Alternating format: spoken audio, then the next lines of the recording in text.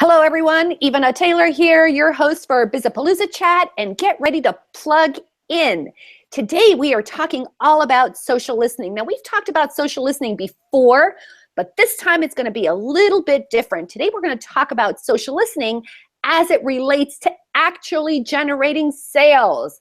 And for that, I've invited my new friend, Mick Griffin. He is the man and the voice behind Brand24.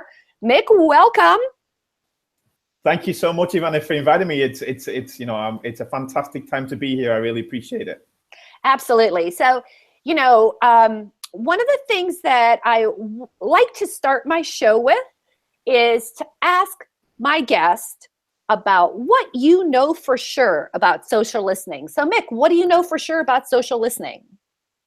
Wow, I mean, it's a great question to get started on. I mean, social listening for me, I'm obviously very close to it, but social listening is the future. I know that sounds like a big, bold statement to say. I feel like it's the new big thing around the corner. Definitely something that will be a household name in the very near future. Excellent. And, and that's the thing. One of the things that I was thinking about as I was pulling the ideas for this chat together is I remember years and years ago, what was it? I don't know what Twitter started, 2006, 2007, something like that. And as Facebook opened up, all the small businesses were asking the question, how do I sell on social media? And I used to say that was the wrong question. But what do you think? Do you think that selling on social media has actually now hit the mainstream? Is there a way to quote unquote make money on social media? I mean, yeah, I think that it won't be coming from me even. I think that, the industry has shown now that businesses should be on social media. The question almost is now developed into the how. There is definitely money to be made. There are relationships to be made. The ironic thing now is that a lot of businesses in the beginning, they saw it as a one-way channel. Oh, now I have this new channel. I don't have to just do email. I don't just need my website. I don't just need my flyers anymore. I've got a new channel to talk. And then Twitter and Facebook and Instagram and everything, it got a lot of talk and a lot of one-way messaging that it became almost impossible to keep up with. I'm sure that you have, like I have, if you ever have it, your homepage Twitter feed, it's like 50 tweets a second, blah, blah, blah. So we almost broke it in a way, being marketers and salespeople. But now the goal is in the engagement. It's the who's listening, who's replying, and that's the slightly more quieter space. Yes, and so now there's like a whole new way to listen on social media, and I did not. How did I say that? A lot of you'll see when you hit the Twitter chats, and I know you guys have your own chat and so on and so forth. Everyone's talking about engage. Everyone's talking about building relationships, and that's all you can get into 24 or 140 characters, right? But it was when I saw your talk at the Etsy conference in Halifax that really, really just blew me away, because what I liked about what you were talking about, and I don't quite remember the name of the talk, but I do remember the content. So I guess that's that's good. A good thing, right? That's a good thing. Right? But what you said that got me really excited is that you had using the analytics that you pull out of Brand24, and we'll talk a little bit about that, but using analytics, you were using that as a filter, as a way to listen for something. And I'm such a big believer in that. One example you gave was people are always asking questions on social media and people don't, and companies don't answer, or something to that effect. Talk a little bit about that. Yeah, no, certainly. So again, I mean, we look at social media like Twitter and Facebook and so on. It's so overwhelming. There's so many channels. There's so much information. But when you start to be able to, what as businesses we almost forgot about is that consumers are still there. They're still using those channels. So what actually happened was, if you cut, below the mainstream and you look underneath and you look at what you need. So what I was doing, for example, was I was going, okay, well, there are millions and millions of tweets, probably daily now. what are they saying? So I looked, for example, one of the things you might remember from the presentation was, how many consumers wrote on social media, can anybody recommend?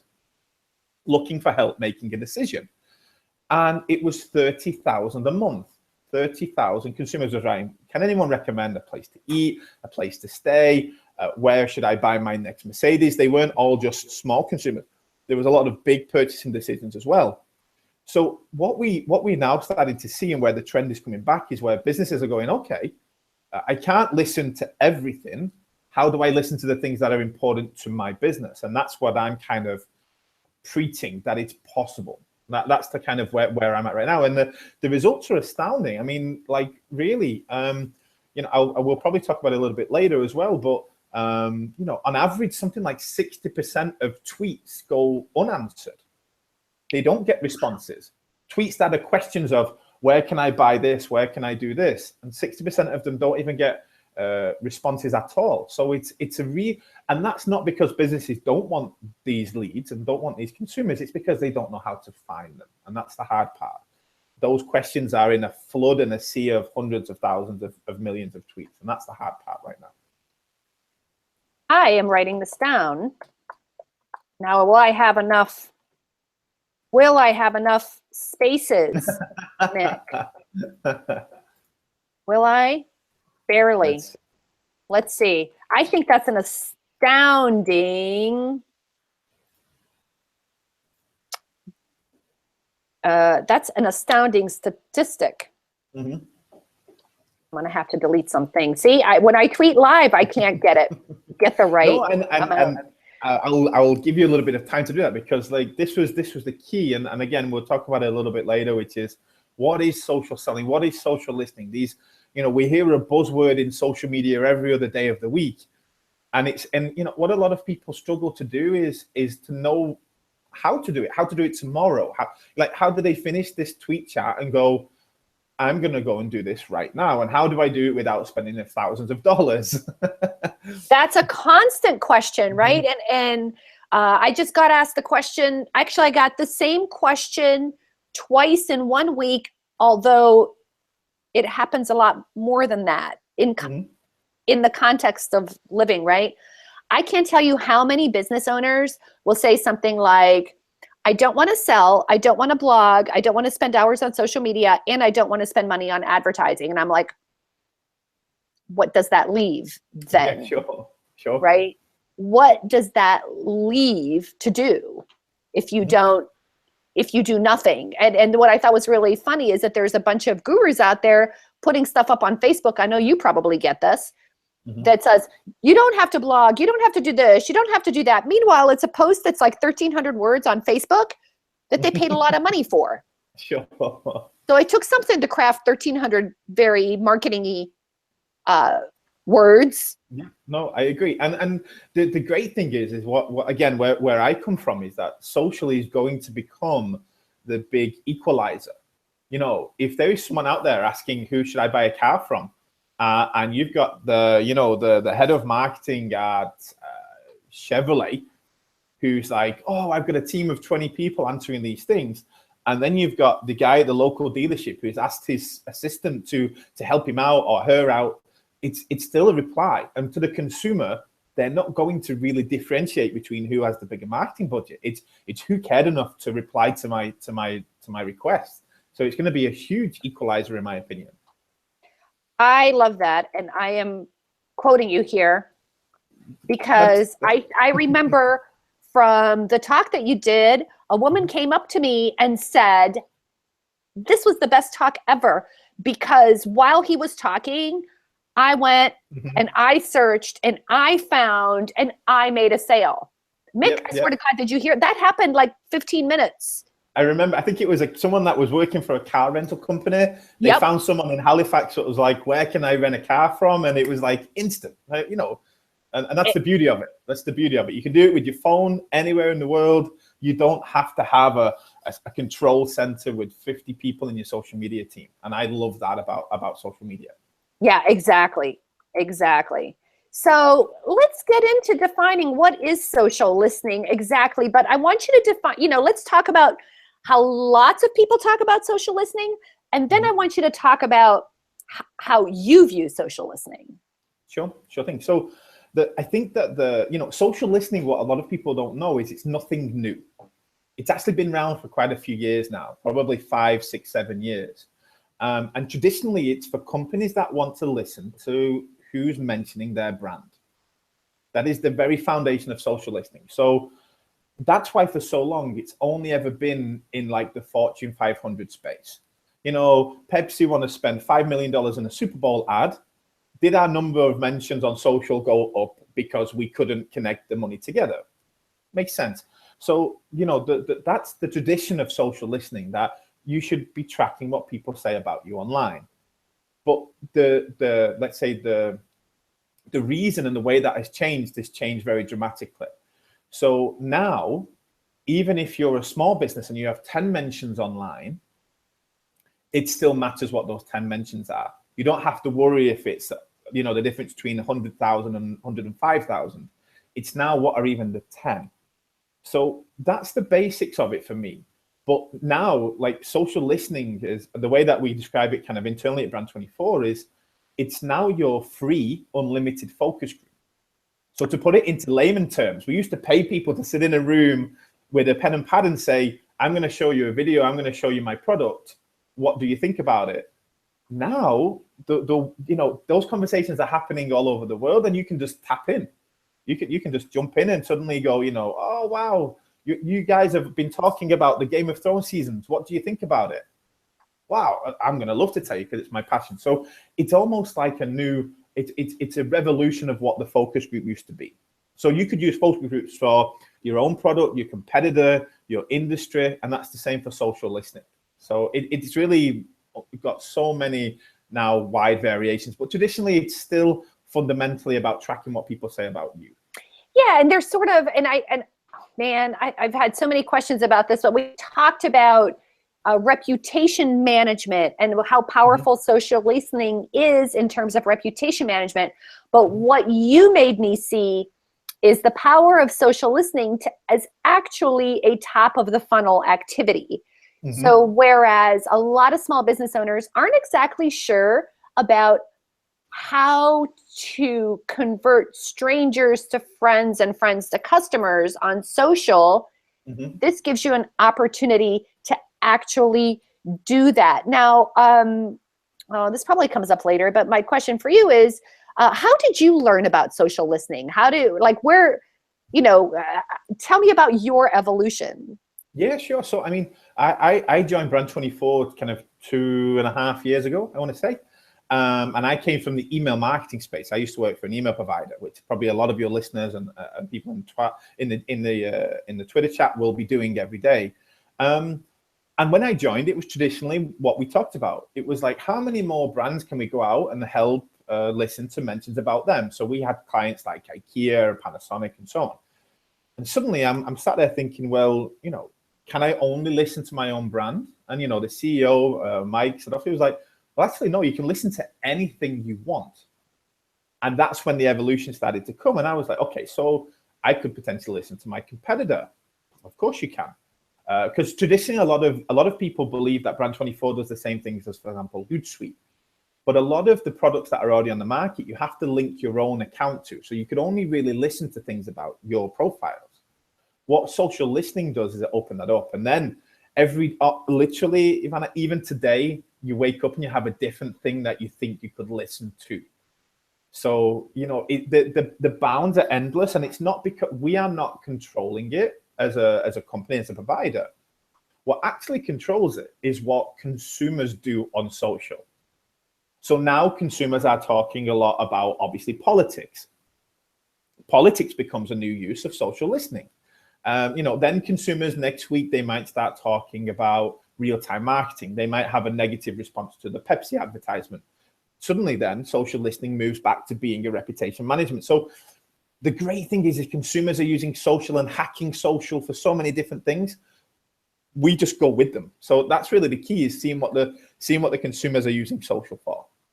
So, it's kind of hard to see, what is the difference in your mind between how we're talking about social listening now and social selling? Okay, sure. So Actually, for me, they're very much the same thing. It's just about listening for something else. Social selling is a part of social listening, but you're listening for opportunities. So it's still listening. Like all good salespeople, the best salespeople, in my opinion, is the ones that listen to what people need. They don't just talk at people and say, you need this. The best salespeople ask the question, or they look for the question of, whose problem am I solving? So social selling is now a part, because social media is the place that everybody goes to share their problems, share when they have a concern. It's everybody's new best friend. The people that use it for social selling are the people that will go out there and find those people. So as I said before, 30,000 people a month say, can anybody recommend on social media? 14,000 people a month, it might be the other way around, say, where can I buy on social media? So actually what social selling is being there for those people and just listening and saying, yeah, well, actually, the beauty of it is these consumers are not saying these things on social media for the good of their health. They're saying because they really want people to help them make a decision. So I always contradict it to, for example, cold calling. So cold calling is when you phone someone at 5 p.m., they're in the middle of their dinner with their family, and you say, hey, would you like to buy some insurance? Would you like to buy a car? And you're interrupting their life. You have no idea if you're picking the right time to talk to them about their problem. They may have a problem. They may need insurance, but because you've picked the wrong time, you're not going to get the right impression from them. When somebody says on social media, can anyone recommend a good insurance company? And you reply with, hey, I work for such and such a insurance company, very transparently. I'd love to try and help you. Thank you very much. That's exactly what I wanted. So social allows the consumer to decide when they make that decision. So so social selling now is all about brands who go out there and pick up those opportunities, let's say. I love what Robert Willard says. He's on the chat right now, and he says, this should be where you learn the things that matter most and potentially identify the needs you can fill. Well, Robert is a quote unquote neighbor of mine. Mm-hmm. So he I think is spot on about that. Right. Yeah, it gives you that insight. It gives you that insight into your consumer. So again, if you want to pitch somebody and you look on Twitter and they've just checked in at the Bahamas, it's not the right time to tweet them. They're on their vacation. Or if you do jet ski rental in the Bahamas, it's the perfect time to pitch them. The beauty of it is you get to be smarter. You get to treat customers better, and they will respond well to that. Yeah, I think that's really, really smart. And, it's almost like I had not seen the news, and I was just about to schedule something. And I think I forget what quote unquote day it was. It was like something fun. Mm-hmm. And I was distracted. And then I looked at my news and I'm like, probably not a smart time to be posting this at this moment. Sure. Right? Yep. But, you said something I heard you say when we were together in Halifax about a sneaky way that you were there at the right time. Mm-hmm. Because, once again, we marketers ruin everything, right? As soon as we see something, we're like jumping in, hey, I have this thing for you. You should try it, blah, blah, blah. But you did something different. What was that? Sure. So again, what we found is that you can sometimes, you can find a lead that isn't right to be sold at that time. Okay. So let's say, for example, I'm tracking my competition and I see someone say, I love Mixed Competitor. And I'm thinking to myself, okay, well, the great thing is from a sales point of view, one, they are qualified. If they're using my competition, they could be using me. Two, it's the super wrong time to be pitching them your product because it will be, again, you will be kind of interrupting their experience. So what we would do at Brand24 and what I convince a lot of my customers to do is to play the long game. So that now becomes your lead. And then instead you see the next tweet is, how awful were Manchester United playing soccer yesterday? I can engage that because I'm a Manchester United fan. I'm like, oh my God, Dave, you're exactly right. That was horrible. He's like, Mick, yeah, it's so true. So what I've done is I've decided to build a relationship with that person on a different interest of theirs. But again, I'm not guessing the interest. I'm still sure about it. I still know it's important to them. And then what happens is you build that relationship. And then if you're confident in what you do, eventually Dave goes, Mick, what do you do actually for a job? And I'm like, actually, Dave, I'm in social listening. And he goes, wow, I do social listening. Now, I knew that because I'd found Dave from the beginning. But because I played, because I'd been open and kind of decided that I wasn't going to interrupt his experience, I've built a relationship through a different channel. So social lets us know not just one direction of how to build a relationship, but so many different ones. And that's the beauty of it. So let's just keep going down the line here. I mean, I know that you've answered this question a million times, and we're going to look over to the chat and see what folks are talking about it. Because the question I was asking is, why is social listening such an important component of any sales strategy? Because you did say people are listening. Any good salesperson is listening, and you just gave us one example of listening but not jumping in, like using your head with listening. I mean, why is it important? What are some other ways to leverage social listening for sales? So I think, like I said, just to kind of go back, the good thing is that we allow the consumer to be in control. So I think you remember back at the event, I talked about the hotel company that charged somebody for a bad review, etc. When people feel in control of the sales process, they're more likely to buy. So they've picked the channel, they've picked Twitter, they've picked Facebook, and me as a salesperson, I've gone into their world where they are in control. So this is why it's really important to be part of any sales process, because it takes away the guessing game a little bit.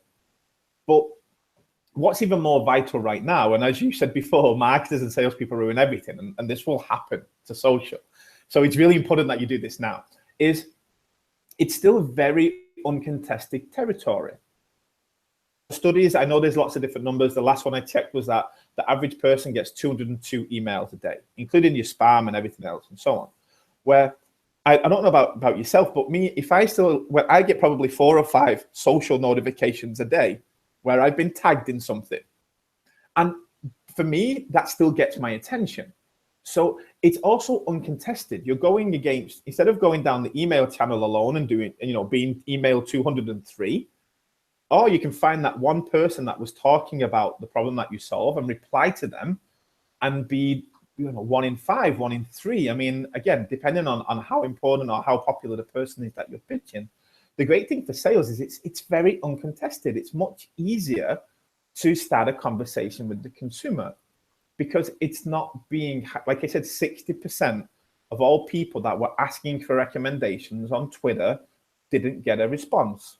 So if you respond, 60% of the time, you've just won the battle. You've got the sole attention of that consumer. You try getting that on the phone when someone's on the phone and they got 3 people on their team saying, I need you, I need you, I need you, or email number 203. It's really, really tough. So the great reason why I recommend it for sales is because it's so easy. I've done cold calling. I've done 500 dials a day and it's torture. Or I don't know if I've got this later on, but so I did a little study. I tweeted 100 people that asked for recommendations. 33% of them said thank you.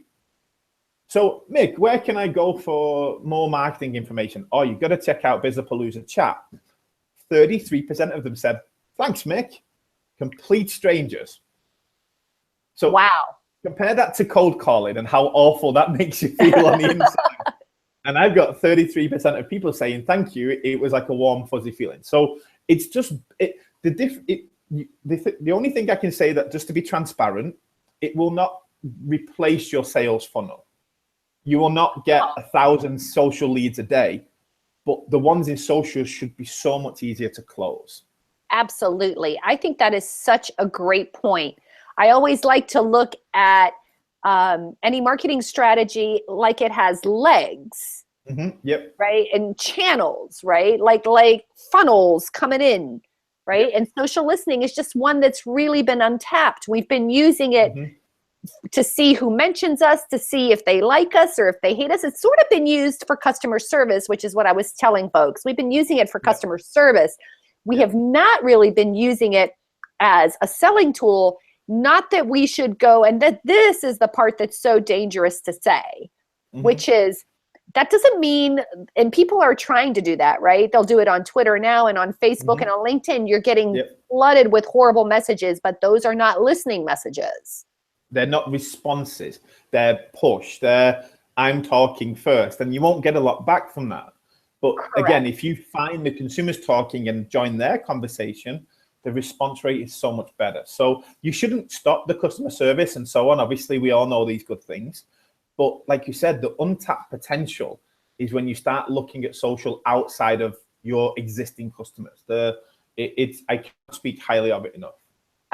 So you're the straight man for the next question. What I'm asking the folks on the chat is what you should be listening for and why.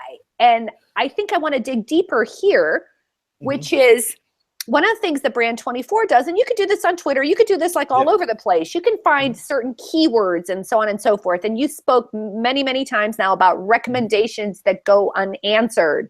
So let's talk a little bit the different categories that you should be listening for. One is recommendations. What are some other ones, and what are like words should we be searching for? So my kind of fundamental statistic that everyone that knows me has heard me say it 50 times over is 88% of consumers check online before they make a purchasing decision. So we've all done it. You know, you're outside that restaurant and you look at your phone, you type in that restaurant name and you see what comes up in Google and Twitter and Facebook and so on. So everybody has to fundamentally be listening for their own brand name. It's still the basics, because even if you've got 10 mentions a month, 5 mentions a month, 2 mentions a month, if one of those mentions is, I had an awful experience with this brand, you are very likely going to lose that 88% of your business, because they're going to find that online about you. Now, if somebody says, I had an awful experience with your brand, and you're there saying, I'm sorry you had that experience, or I really, I would love to make you feel better, 88% of your consumers are going to see that you cared enough to be part of the conversation. So it's still the basics. You can't ignore it, even if you have a very obscure brand and so on. As you get outside that, there's so many opportunities. So I'll try to cram them in. But the first one is, I really recommend you track your competition. So I think we're going to dig in this a little bit later, but the first thing is, it's going to tell you, what are they doing right? What are they doing wrong? It's going to give you that benchmark. So I've had so many customers, and you might have had the same, which go, social doesn't work for us. Only 3% of people on social came back to us, or whatever that conversion may be. And I've said, what are you comparing it to? Why is 3% bad? Maybe that's the best statistic you could get in your industry. And then they check the competitor and they see their competitor has 1% and they go, okay, we're doing it right. Or they see their competitor has 15% and they go, we can do it better. We're not going to walk away. We can do it better. So competitors really gives you an idea of what you can do differently. Another one, which is fantastic and it works really well, is you start to track your industry. So I monitor every day social listening. And why do I do that? So the first thing is, I stay hot on the topics. I see what is fresh in my industry. Somebody just tweets like, I don't know, that Air Canada, is killing it in social listening. I want to know why, because my customer might ask me about that today. Mate, did you hear about Air Canada? Can we do the same? And I'm like, what did Air Canada do? I have no idea. So it's really good to keep you on top of the trends. And then what some tools can do, and again, we're not pitching Brand24 today, many different social listening tools can do, it will tell you who in that space is the most influential. So I can come in and I can get a list of the top most influential people talking about social listening. And again, then I go to my team. We want to be BFFs with those people. Go find out what makes them tick. Go find out how we can do a blog post together. Go find out how we can talk to them about, doing a case study, whatever it may be. So this allows us to get into the big, crazy buzzword of influencer marketing. And this is great. And I strongly recommend it as well. So track your competitors and track your industry. See what's going on. And even if you are, Susan with the hat shop on the local high street, you want to know what's fresh with hats and selling locally to people. And you will find the conversations. There may not be 100 of them, but it will allow you to keep fresh with what's going on. Okay, so my question then is, let's talk about some of these keywords, right? I mean, okay, let's go back to the people talking about, I'm looking, okay, recommendations for restaurants. So if you have a restaurant, you should be following restaurant or pizza or whatever, right? And you're following social listening. Just for fun, what are some of the keywords? Like when you were talking about the meeting people and getting in the conversation at the right time, what are some of the keywords that you were using? So this is where it gets, for me, it's really fun. For some of my customers, they pull their hair out, because actually, if I want to find, like, I keep on track of social listening, because I want to find out what the experts are talking about, that know that buzzword and like to use it. I'm not going to find many people on social media that write, how do I improve social listening? It's very specific. Right. But I can track what I do instead. Then I think, well, how would a normal person talk about social listening? What's the problem it actually solves? Which is, how do I make social work for my brand? How do I have better brand awareness? So you actually have to take the problem that you solve and put it in a way that your consumers talk about it. So I'll give you. So it's almost like Google Analytics. It's almost like a keyword exercise or a keyword phrase exercise. I'll give you an example, and it's very close to home, because one of the first people I sold Brand24 to was my brother. So I'm a big believer in that you should be able to sell to your friends and family. So my brother has a very specific company, and it sells sound insulation for hotels. So they pump the stuff in the wall, it makes the room soundproof. And he's like, Mick, I'm never going to find a hotel manager writing on social media how to make my rooms more soundproof. And I said, you're 100% right. I can't find you the hotel manager. But what about this? What if I find you every single person that complained that their hotel was too noisy, and you go to the hotel manager with the complaint and the solution? So, hey, hotel manager, you've got 57 people this year that said that your hotel was too noisy. Would you like me to solve that problem for you?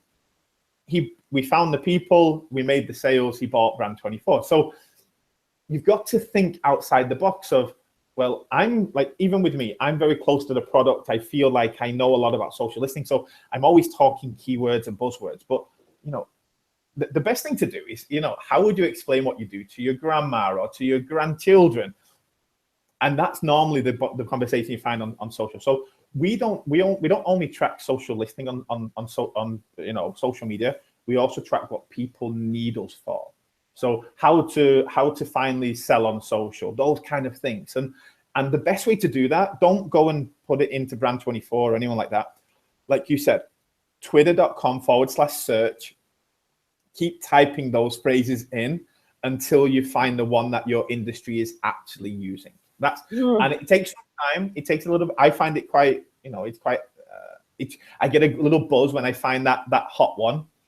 But yeah, you can never predict it. I've met CMOs, heads of Fortune 500 companies that have been like, we offer technical data solutions for our industry. And I was like, nobody says that though. They say things like, I'm confused by big data. And then his list of leads went from 10 to 10,000. And that was great. Yeah, that really works. So really, there's no prescripted easy answer, is there, Mick? There is sitting down and really, really thinking about it, right? Yep. And again, as with everything, and we've got to embrace this, consumers are in control. So your audience on social media one day may decide that they're going to shorten what you are. So Instagram becomes Insta, and then suddenly you have to adapt with it, and you can't tell them to go back. You can't force them to go back and use the full phrase.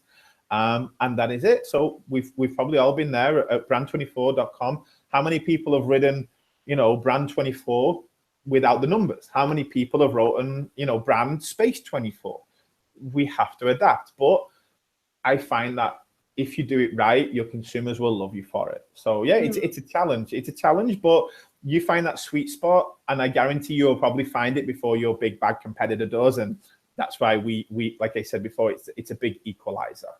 Well, you know, one of the things that I love that you talked about is don't start with Brand 24. And I think that's great advice. And we all appreciate that, because Brand 24 is a paid tool. It's not expensive, but it is expensive if you don't know what you're looking for. Certainly.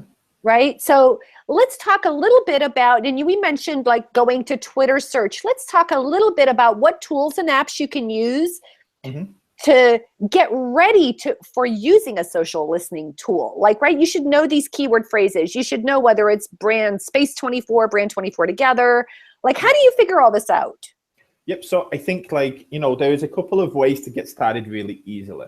So my big favorite is Twitter search. And the great thing about Twitter search now is it's quite advanced. So you got a little advanced button over there where you can start to pick the time frames. That's great. But simply typing things into Google will tell you the results you get on that page one will tell you just how close you are to things that are popular. So if you've got 3 results on page 1, it's probably not the right phrase to use. Another thing you can do is TweetDeck. We were talking about TweetDeck today. I love it because you can put 3 or 4 phrases in your TweetDeck. You can walk away.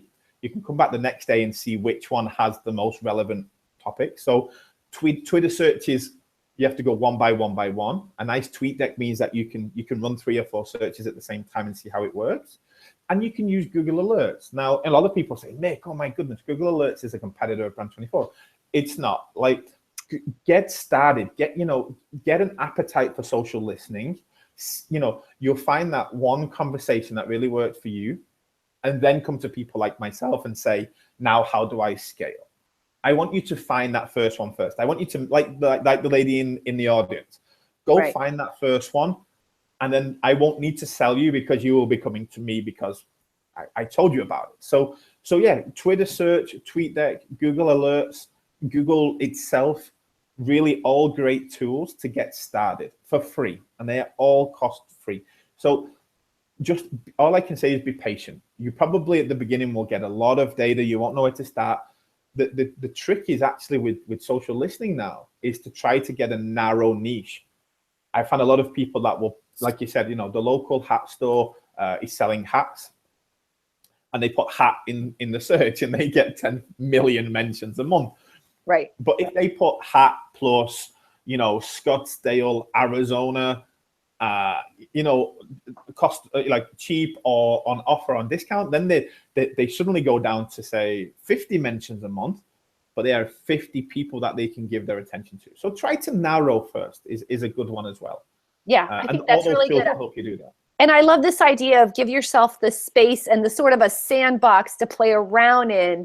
And you really have to, I hope this doesn't sound negative, because it's work I love to do, right? But it takes time to sort of, we hear it from you, and I'm sure it didn't just happen off the cuff, right? Like when you did this for your brother, right? I mean, yeah, sure. There was probably, go ahead and tell us, how hard was it? Or do you just naturally think like that? No. I mean, I got into this mode that everything was on social no matter what. So when he said to me, I won't find those managers complaining about their installation company, I was like, you're wrong. I will find you that manager. And I went in and I used Twitter search. I didn't find them. I used Google. I used Brand 24. And at the end, I was like, oh my goodness, there really aren't hotel managers talking. And I'm a big believer that everyone's talking about everything on social. So you had to step back and think, what is the problem that you solve for your consumer? My brother's firm was solving a problem for the hotel owner. What problem was the hotel owner solving for his users? So you had to look at it in a slightly longer journey, let's say. And it's almost like that light bulb moment. It's not like, we don't have a case study for every business like that. But again, I strongly believe that every single business or solution provider can use social in this way. So you have to step back. And I mean, it's not a social thing for me. It's a sales thing. I love doing sales. And whenever I talk to any small business or startup or anything like that, my first question is, what is the problem that you solve? And that's a real key one. Absolutely. Absolutely. And then, of course, one of the other questions, not what is the problem that you solve, how does your customer talk about the problem? Yes. And that's where your keywords come from, like you said. Yeah. Right. Right. How do they talking? How does the problem occur to them? How do they talk about it? I love the other tip of like you're telling your grandma. I love that. Like you're telling a 5-year-old, so we've talked about all of this before, but let's really, I want to get to the point. Like you, I'm so focused on getting people to play around with this after they experience the chat, after they watch this video. I want them to play around with this. Yep. So sure. Me too. Let's be the lady from the rental car thing, right? What are some of the best ways to increase those conversions? So we've gone into like Hootsuite or Twitter, let's say Twitter search, and we've searched on a bunch of stuff. Yep. And now we've like found some people talking about this. So here we are with our Twitter search or our TweetDeck, and we've talked about a couple things, and now we see some conversation, but we do not want to be that a-hole person. Sure. Yeah, sure. Yep. Instead, we want to be like who you were when you were doing the Manchester United thing. So how do we convert them? So the first thing to remember is just to be there, to engage. I know one thing that I shared with you before in the past is that you never know just how far that one good experience will go. So if there's one person that needs your help and only one, and you go, oh my God, Mick promised me 100 leads and there's only one, and you respond, you never know where that will go. So I gave you the examples of the gentleman on Virgin Trains was using the bathroom, didn't have any toilet paper, and Virgin responded saying, sorry, and we'll send you some toilet paper. And they radioed through to the train and got the conductor to send the toilet paper. Now, that seems like a genuinely one-on-one experience. That tweet was retweeted over 4,000 times. So suddenly a one-on-one becomes one-to-one to many. So one good, and we all love this. We all seen it. When we see someone that we know that got an extraordinary experience in customer service, we like to share it. We like to be part of that experience. So the step one is to be there. Okay, so just get into the conversation. Don't be afraid. But the second biggest tip I can give everybody today is don't stop. So someone has a problem, which is, I would like to, so can someone help me pick a restaurant in New York City? And you have a restaurant and you say, we'd love you to come to our restaurant. What a lot of people do is they leave it there. And then they come back to me and they say, Mick, social doesn't really work for me. I'm like, this is like any relationship, any social funnel. Did you follow up? Did you ask them, did they go? Did you ask them, did they like the food? Did you ask them if they didn't go to you, where did they go? What helped them make their decision? And consumers are still going to be really surprised by this, and they're going to remember you. So one thing I recommend is schedule your follow-ups, just like you would in any other process. This is really, really helpful. Now, the third tip I'll give you, which is more of maybe a little bit of a hack or a little bit of a tip that I can give everyone. We talked about before. Don't just engage that one point of conversation. So again, somebody says that they want to stay in a hotel in Manchester in the United Kingdom, and I run a hotel. Spend 3 or 4 minutes, go through their other social channels and see if there's any other conversation that you feel you can add value to. Even if you're just liking them, even if you're just retweeting them, it puts you in a stronger point of view in their mind. So it's not Mick just pitched me his hotel. Okay, that's fine. The next day when he writes about something different, I'm like, hey, how you doing? It's, and suddenly you're building that relationship. That is so key. So you talk about social listening. I want to tell you, was it really them? It was. Hootsuite jumped in because we had mentioned them, and here they are. Did someone say social listening? Woo! Awesome. Good to see them.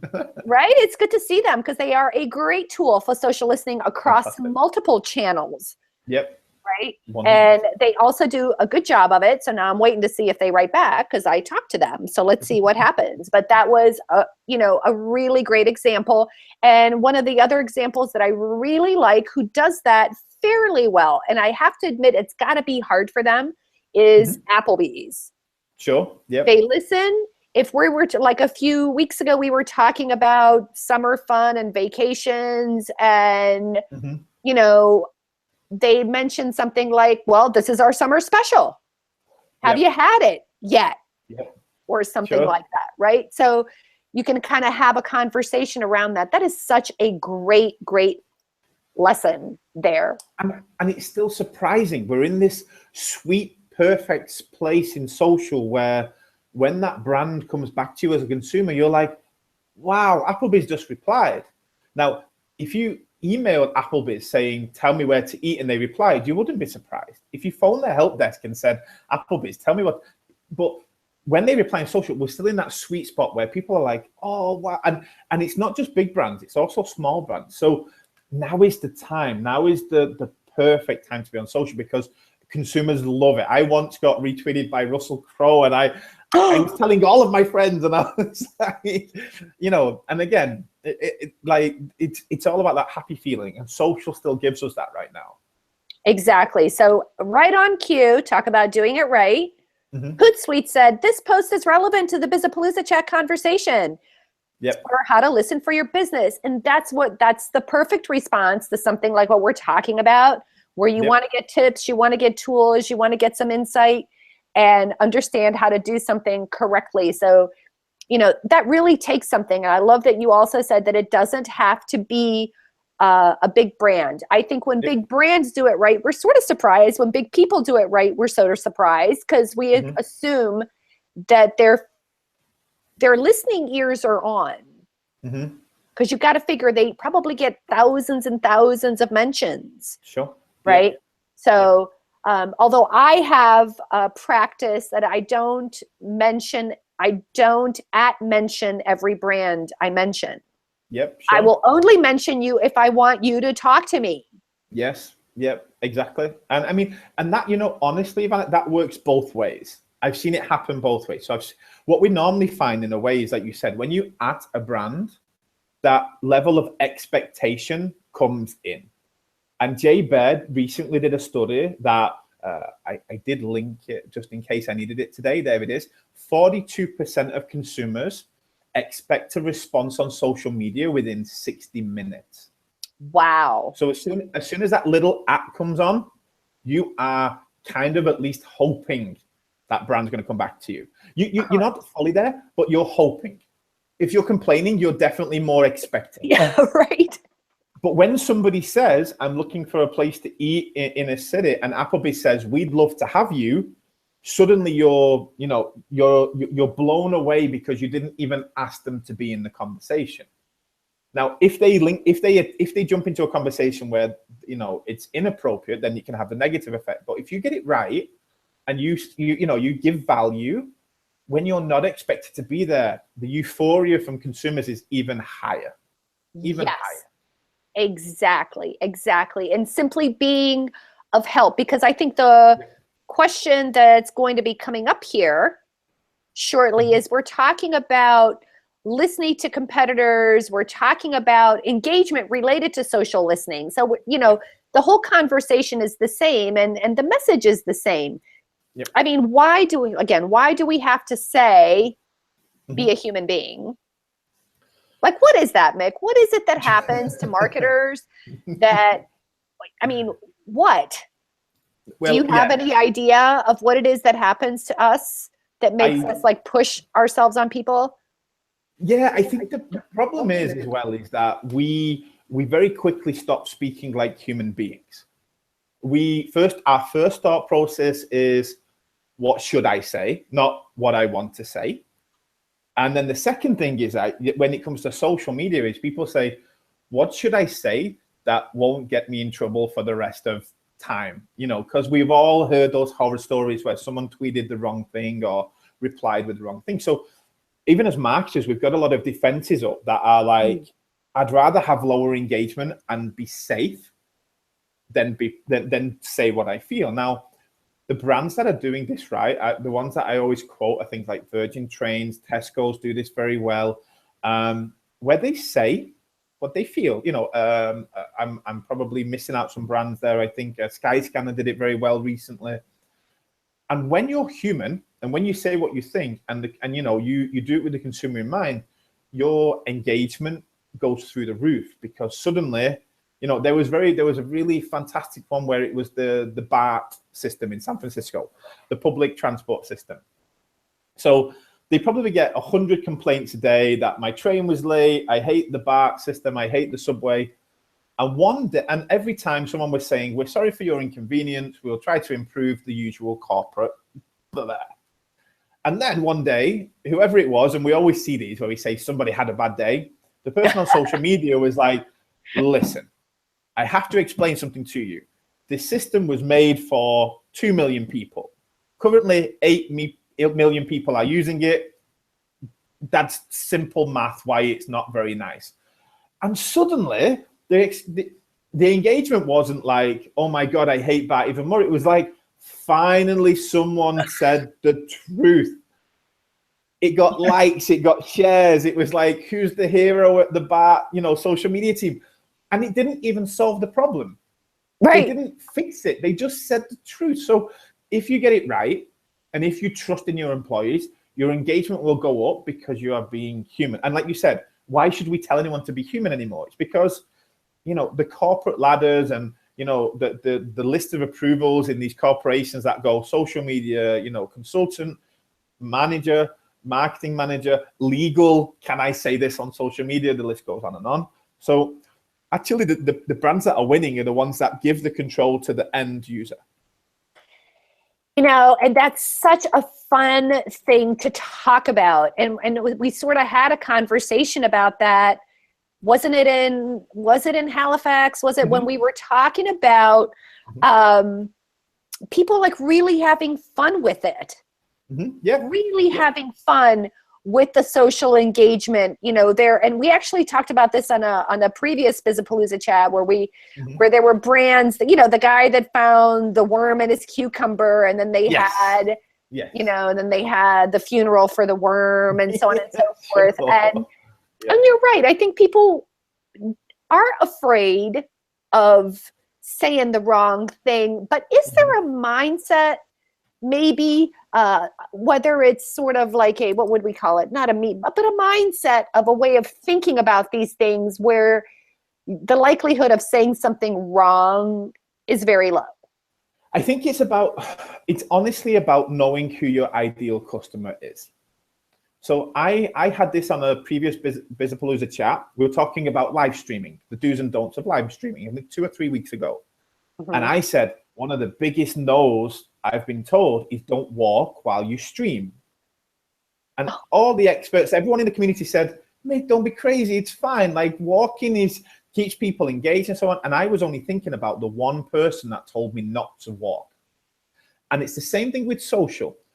If you can be brutally honest, and you might offend 10% of the people, but if they are the most least likely people to be your customers, and the people that ideally your customers love and talk in the same tone, go with the people that actually understand your brand. We at Brand24, we are very relaxed. We make jokes, we make video. There's a video online, you will find it, of me being hit in the face with a fish, with a pie, with a frisbee. I'm sure that there was somebody that said, I was going to use Brand24, but they seem too unprofessional for me. I would openly and very politely say, you are right. I understand. My Brand24 is not for everybody. If you find me being hit in the face with the fish very funny, give me your money. If you don't, probably want to go and use a more corporate and that's fine.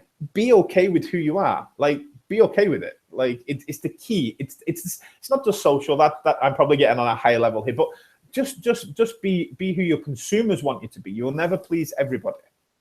And, one of the things that it's so funny, this is obviously way before I met you, but, I hit a lot of brands early. I hit a lot of platforms very, very early on. And I don't know how long ago it was that you guys did this.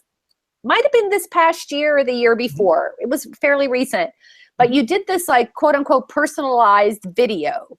So you guys did some video, and basically what happens is there's a guy at a computer, there's a ding, and he says, we've got one. Yeah, sure. And like there's like this whole pandemonium that breaks out and so on and so forth.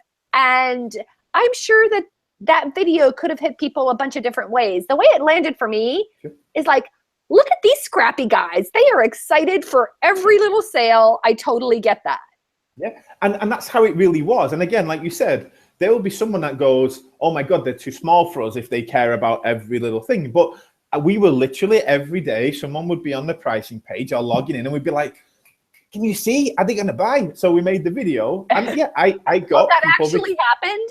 Yeah, we literally do it every time, you know, someone's ready to buy the product. And, you know, we're 4 years old, but we like to think about ourselves as a startup. And, you know, when you joined us after Halifax, you know, I was high-fiving myself, like it was worth it. It was worth going to Canada. I'm so happy I did the miles. For those who don't know, I'm in Poland right now. So yeah. Just for one sale, that's how happy they get, right? Sure, absolutely. So yeah, that's the goal. And that's because, but we're not faking it. We're not secretly all wearing suits every day.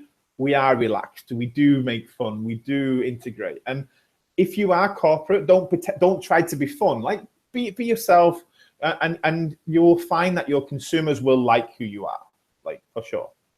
So let's wind this down with the very last questions. Let's get some practical tips. We've had practical tips throughout this whole thing, but let's like, you know, if there was just a few things that a small business can do, and let's think about those Main Street folks. Let's think about those folks that no one talks about. Yeah, sure. What should they do?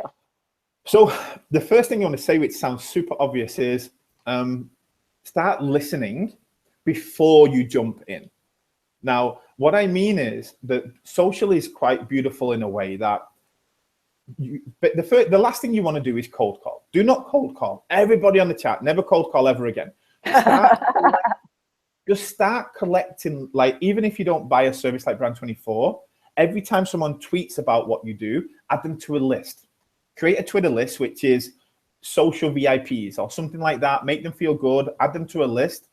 And then when you're ready to do outbound, when you've got a team or when you've got time, you've got a hot list of people ready to go after. I had a very good example, and I'll try to link it later via Twitter, which is there was a guy asking for recommendations for email marketing products. Which one should he buy? I tweeted him 30 days later, 30 days after his tweet. He instantly responded saying, thank you. So you can be 30 days after the potential lead and still make a good impression right now because it's so uncontested. So in the beginning, if you're not ready to go out and be social and reply and like and everything, all the things we talked about, just start collecting. Start collecting all these people that talk about what your small or medium business actually does. So you've got a nice pile of leads waiting for you when you're ready to go out. And the second thing is try not to overthink it. If you reply, like we used to, I think you might have had this, I think even I used to say this in the past, and I think I was wrong, where we used to talk about, you know, opening the rock, so to speak. So once you start replying on Twitter to some people, you have to be there for everybody. As soon as you start replying to one tweet, you've got to reply to everyone. I don't think that is so accurate anymore. I think the thing is to not overthink it and try to be there as much as you can. If you're only replying to 10% of the people mentioned in your company or 20, it's a start, and I still think you should do it. If you become overwhelmed, be honest. If you're not replying, just say to someone, we reply as fast as we can. Internally, you might start thinking about what resources you've got, but just be out there. Don't be afraid of like opening the can of worms and having to do everything. So my step one would be what we talked about before. Think about those keywords, think about the problems that you solve, and start listening. Start going to Twitter search. You will have that car rental lady moment. It might not be today. I promise you it will happen. And then you'll suddenly have that light bulb, and then you'll be very motivated to find the second and third one. It will happen. It's happened to everybody I've met eventually. And then second of all, just be yourself. Be human. Get out there. Start replying. Start engaging. You'll get it wrong. It's okay. It's okay to get it wrong. Be yourself. You will be fine. So just remember, you only have to make one new conversation, one new friend for this to make it worthwhile. If you do it, you know, the way we talked about Twitter, if you're not spending any money, you only have to make one new person know about your brand to make it worthwhile. And that's such great ROI. You know, that's such great ROI on your time, on your resources. You know, you will go out there, you will build Google ad campaigns, Facebook ads, you will do all those things. But this is probably one of the most fundamentally simple things you can do, which is just to be yourself, but on social. Oh, I cannot think of a better way to end this. Mick, you rock so much. We had an awesome chat. Wait till you see your stream. It's going to blow you away. So much fun. I can't wait. Thank you for being here today. I loved it. I will, again, I will be here for every other tweet chat. I recommend everybody keep coming back. The little nuggets that you take are phenomenal, and they will just change that conversion a little bit more. So thank you so much. I loved it. You know, I'm sure there were some Polish people on the chat, some Europeans. We're crossing boundaries. It was awesome, and I'm super happy that you invited me. Thank you so much. Well, there you have it. Another fun edition of Bizzapalooza Chat where we plugged into social listening today. Don't forget, you can catch the replay. We're here every Monday at 2 p.m. Eastern, 11 a.m. Pacific, and 8 p.m. Central Eastern European Time, 8 a.m. if you're at the other end of the universe. So always join us. Happy to have you. Thank you for being here, Mick. All right. Thank you again. Thanks, everybody.